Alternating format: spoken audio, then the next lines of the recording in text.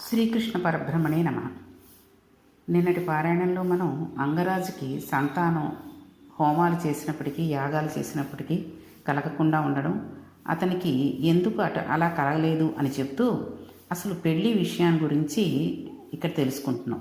అయితే ఇక్కడ ప్రేమ పెళ్ళిళ్ళు జరగడం, నా పెళ్ళి నా ఇష్టం, నా జీవితాన్ని నేను చూసుకుంటాను, మీరెవరు చెప్పడానికి అనేటటువంటి మాటలు తల్లిదండ్రులు అనడం, ఇవన్నీ కూడా చాలా తప్పు మాటలు.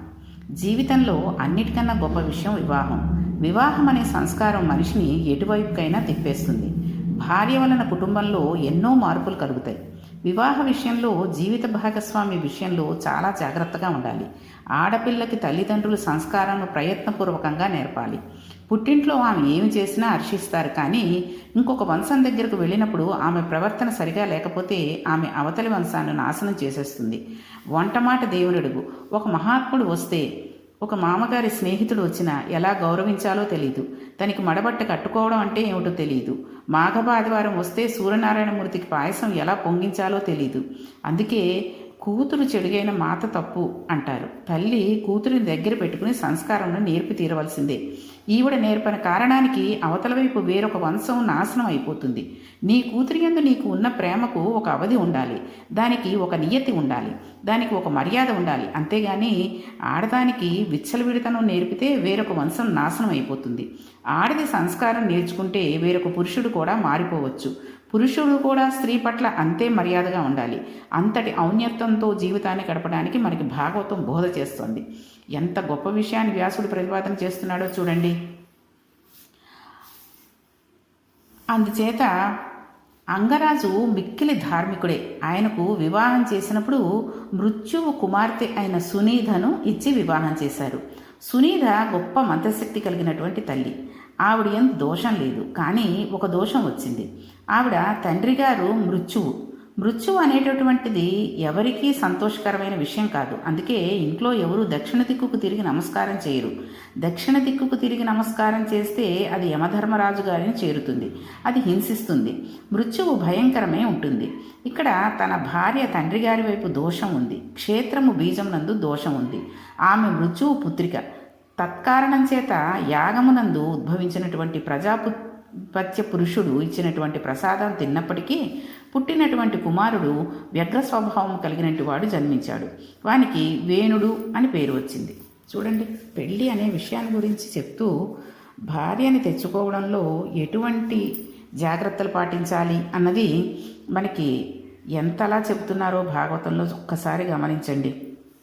ఎందుకంటే ఈ రోజుల్లో పిల్లలకి ఏదీ చేత కావట్లేదు. కనీసం పొద్దున్నే స్నానం చేసి ఒక నమస్కారం దేవుడికి పెట్టుకుందాం, ఒక పువ్వు కోసి దేవుడి ముందు పెడదాం అనేది కూడా తెలియట్లేదు.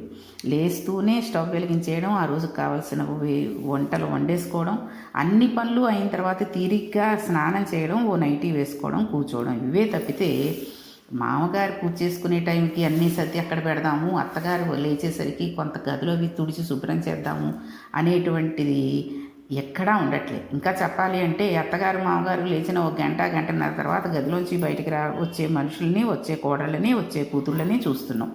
కాబట్టి వివాహం అనేది ఎంత ముఖ్యమైనది అన్న విషయాన్ని కూడా ఇక్కడ మనకి తెలుసుకుంటున్నాం. అందుచేత ఇటువైపు ఉన్న దోషం వలన వేణుడు వ్యగ్రతతో జన్మించాడు. జన్మతా వచ్చిన బుద్ధి బోధక మారడం చాలా కష్టం. పుట్టుకతో వచ్చిన బుద్ధి పుడకలతో మాత్రమే పోతుంది అంటూ ఉంటారు. వేణుడు ప్రతిరోజు నిష్కారణంగా వేటకు వెళ్ళిపోయేవాడు. వెళ్ళి కుందేలు పిల్లల దగ్గర నుంచి లేళ్ళు, జింకల వరకు చంపేసేవాడు. ఆ చంపడంలో అర్థం లేదు. ఒకటి చచ్చిపోతుంటే తనకి ఆనందం. అతను వేట నుండి తిరిగి వస్తున్నప్పుడు క్రీడా మైదానంలో ఆడుకునే పిల్లలను చూసేవాడు. అప్పుడు అతడు ఆడుకుంటున్న పిల్లలను బడిత పుచ్చుకుని వారు చచ్చిపోయే వరకు కొట్టేవాడు. పిల్లలు చచ్చిపోయేవారు. వాడు సంతోషంతో ఇంటికి వెళ్ళిపోయాడు. అతనికి ఆ పోలిక మాతామోహుని వైపు నుంచి వచ్చేసింది. అందుకే వివాహం చేసేటప్పుడు 7 తరాలు చూస్తారు. అటువంటి చీడ పురుగు మరల పుట్టే అవకాశం ఉంటుంది. తాను చేసిన పాపం తనతో ఆగదు. తర్వాత తన పిల్లలు, మనవలు, మునిమనవలు ఇంతమంది పాడై చరిత్రే వక్రీకరింపబడుతుంది. జీవితం అంటే సామాన్యం కాదు, చాలా జాగ్రత్తగా ఉండాలి. ఇలాంటి పిల్లవాడిని రోజు దగ్గర కూర్చోబెట్టుకుని అంగరాజు ధర్మబోధ చేసేవాడు. నాయనా, నీవు లేక పుట్టావు, పుత్రకామేష్టి చేశాను, చేస్తే పుట్టినవాడివి. నీ దురంతములు వినలేకపోతున్నాను. ప్రతిరోజు రాజ్యంలో ఉన్నవాళ్ళు వచ్చి వారి పిల్లలను చంపేశామని చెబుతున్నారు. ఇదేం ప్రారంధం, ఇలా చెయ్యకు అని చెప్పేవాడు. ఈయన ఇలా చెబుతుంటే కొడుకు కనుబొమ్మలు ఎగరవేసేవాడు. తండ్రి పట్ల మర్యాద ఉండేది కాదు, గౌరవం ఉండేది కాదు. మరల తెల్లవారుజామున లేవడం, మరల పాపకృత్యములు చేయడం. ఒకరోజు రాత్రి తండ్రి ప్రాణం విసిగిపోయింది. చూడండి, మనం ఇంతకు ముందు చెప్పుకున్నాం, వైరాగ్యం ఒక వరదలా వస్తుందని. వైరాగ్యం కమ్స్ లైక్ ఫ్లడ్ అని తెలుసుకున్నాం కదా. అంటే ఇదే. ఒకరోజు భార్య కొడుకు నిద్రపోతున్నారు. అంగరాజు మాత్రం నిద్ర పట్టక ఒక కుర్చీలో కూర్చున్నాడు. అదే ఆసనంలో కూర్చున్నాడు. ఆయన అనుకున్నాడు, నా జీవితానికి ఏమి సార్థకత? నా కొడుకు సత్ప్రవర్తన కలిగిన వాడై నా తర్వాత సింహాసనమును అధిష్ఠించి రాజ్యపాలనం చేసి చక్కగా నాకు పేరు తెచ్చి నా శరీరము పడిపోయిన తర్వాత గయలో శ్రాద్ధం పెట్టాలి. అలా వాడైనా నన్ను ఉద్ధరించాలి. ఈ కొడుకు వల్ల నాకు ఒక గొప్ప ప్రయోజనం కనబడుతోంది. ఎప్పుడో నాకు వైరాగ్యం వస్తుందో రాదో, ఈ భోగముల వలన మగ్నత పొందుతాను అని నాకు ఇంత దుష్టుడు పుట్టాడు. ఇలాంటి కొడుకున్న వాడి వల్ల నాకు రాజ్యం ఉంటే ఎంత అని అనుకునేదాన్ని. ఈ రాజ్యం ఏలాలేమో నేనే చివరి వరకు అని అనుకునేవాడిని. కానీ ఇటువంటి కొడుకు పుట్టాడు కాబట్టి నాకు ఈ రాజ్యం ఉంటే ఎంత, సింహాసనం ఉంటే ఎంత, రోజు వీడికి చెప్పుకునే కన్నా ఎక్కడికో పోయి ఈశ్వరారాధన చేసుకుని మట్టిలో కలిసిపోతే మంచిది. ఉన్నది ఒక్క నలుసు. వీడిని చంపలేను, రేపు వీడిని రాజును చేయలేను, యువరాజ్య పట్టాభిషేకం చేసి వానప్రస్థానముకు వెళ్ళలేను. వీనికి పట్టాభిషేకం చేస్తే ప్రజలకు ఒక బందిపోటు దొంగన అప్పచెప్పినట్టు అయిపోతుంది. అందుకని వీనికి యువరాజ్యం ఇవ్వలేను. ఇవ్వకుండా ఉందామంటే కుదరదు. ఇంత చిత్తక్షోభ పడే కన్నా విరాగుడినై అరణ్యములకు వెళ్ళిపోతాను అనుకుని విరాగి అయి అన్ని భోగములు కలిగినటువంటి అంతఃపురమును, తన భార్యని, తన బిడ్డను విడిచిపెట్టి గురువులకు కూడా చెప్పకుండా తానొక్కడే కాలినడకన నడిచి అరణ్యాల్లోకి వెళ్ళిపోయాడు. చూసాడా, సుఖం ఎక్కువగా ఉన్న చోట వైరాగ్యం వస్తుంది అని ఇంతకుముందు తెలుసుకున్నాం మనం. ఎన్నో సుఖాలు అనుభవించాడు. ఒక్క కొడుకు అలా పుట్టేసరికి వైరాగ్యం వచ్చేసింది. దుర్మార్గుడైన కొడుకు జన్మిస్తే ఎంత సన్మార్గుడైన తండ్రి అయినా ఎంత బాధపడతాడో ఆలోచించండి. అలా చేయడం అంగరాజు పొరపాటు కాదు. అయితే ఇక్కడ క్షేత్రము జనన కారణమైన బీజమునందున్న దోషం చేత ఒక ధార్మికుడు శిక్షింపబడ్డాడు. వివాహములు అంటే ఎలా ఉంటాయో చూడండి. ఆయన అడవికి వెళ్ళిపోతే మన్నాడు పొద్దున అంతఃపురంలో రాజు కనబడలేదు. అక్కడ ఉన్నటువంటి గురువులు, మహర్షులు రాజును గురించి వెతికారు. రాజు లేకపోతే రాజ్యం క్షోభిస్తుందని ఉత్తర క్షణం రాజును తీసుకురావాలని అరణ్యంలోకి వెళ్ళి వెతికారు. ఎక్కడ వెతికినా రాజు కనబడలేదు. తిరిగి వచ్చేశారు.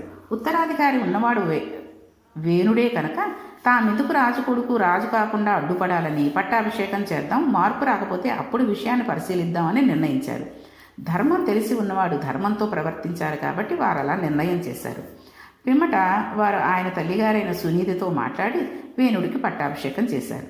ఒక కర్ర కన్నములో చీమలు చాలా కాలం నుండి ఆవాసం చేస్తున్నట్లయితే ఆ కర్రకు అకస్మాత్తుగా రెండు వైపులా అగ్నిహోత్రం అంటుకున్నట్లయితే చీమలు ఎటువైపు నుంచి పారిపోతాయి. అలా వేణుడు రాజైన తర్వాత ప్రజలకు ఇటు రాజు వైపు నుండి బాధ, అటు క్రూరుల వైపు నుండి బాధ, ఇద్దరూ కలిసి ప్రజలను నలిపేస్తున్నారు. ప్రజలు ఎక్కడ లేని బాధ పడిపోతున్నారు. యజ్ఞ యాగాది క్రతువులు లేవు. ఎవరైనా ఎక్కడైనా యజ్ఞం చేసినా యాగం చేసినా వెంటనే వేణుడు వాళ్ళకి శిక్ష వేసేసేవాడు. మీకు ఎవడరా ఈశ్వరుడు?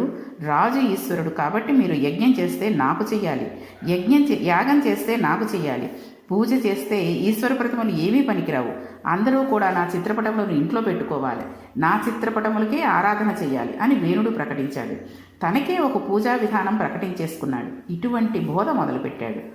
ఎక్కడా యజ్ఞయాగాది క్రతువులు లేవు. యజ్ఞయాగాదులు అనే మన ధర్మంలో మాత్రమే ఉన్నాయి.